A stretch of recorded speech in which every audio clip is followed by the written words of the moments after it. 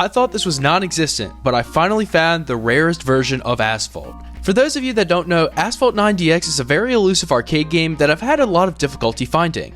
I had to travel through the depths of hell that us Americans call Atlanta just to find it. Seriously, it took me 2 hours to get through Atlanta, which is perpetually one more lane away from no traffic. Now, typically, I wouldn't go out of my way to go to Atlanta, but I got offered a summer job in North Carolina, and to get from my hometown to North Carolina, you basically have to go through Atlanta one way or another.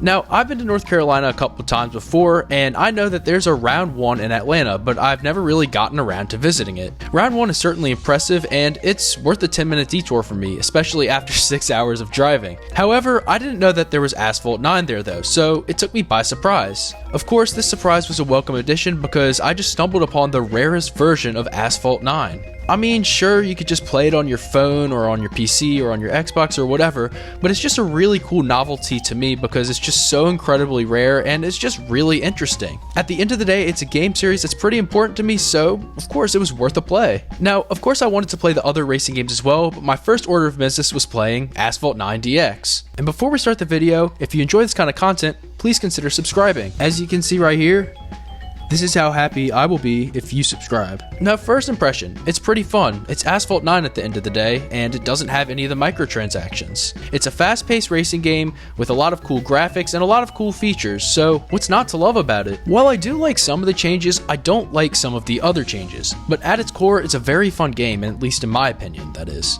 But given that I've played the original game, it's kind of hard to see past some of the changes. The physics and the gameplay are pretty watered down compared to the original. Of course, the gameplay itself is pretty similar, but it lacks a lot of the features and content found in the original game. So for some reason, it only had 4 tracks, and these included the Caribbean, San Francisco, Cairo, and Shanghai.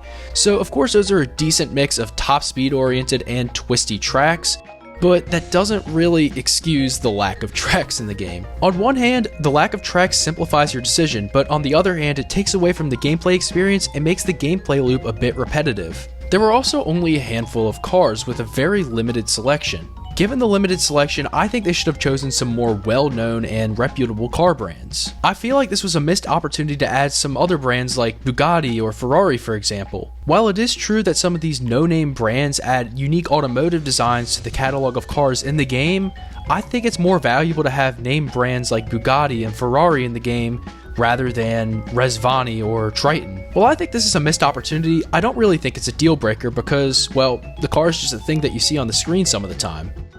It doesn't really change how the game plays or anything, but the physics do change how the game play. The physics strike me as accessible, but okay, to be honest. For the average arcade goer, I can see why they'd want to dull down the physics a little bit, but I don't really like them. It feels like they tried to take a note out of Asphalt 8's book with higher speeds being maintained throughout the race, but it feels really unbalanced per se. The cars maintain better speed when drifting and when bumping into barriers, but this is kind of negated by the fact that the cars feel lethargic and slow at times. Driving well kind of feels like balancing on a knife's edge. One second your car feels really quick and on rails, but on the next second you're out of control and you crash into a barrier. And the motion functionality really doesn't stand out to me either. It just kind of feels a little bit meh. It's a little bit inconsistent and it doesn't really improve the gameplay for me in any meaningful way, but I can see why someone walking by the arcade machines would want to play this game instead of another game because of the motion features. But let's not dwell on the bad things. There are some really good aspects about this arcade cabinet. I did really like the nitro, however. There's only 2 types of nitro, which really simplifies maintaining nitro. Sometimes less is more, and the fact that I don't have to watch my nitro as much as the original game makes for a really enjoyable experience. Also, the arcade cabinet is pretty high quality.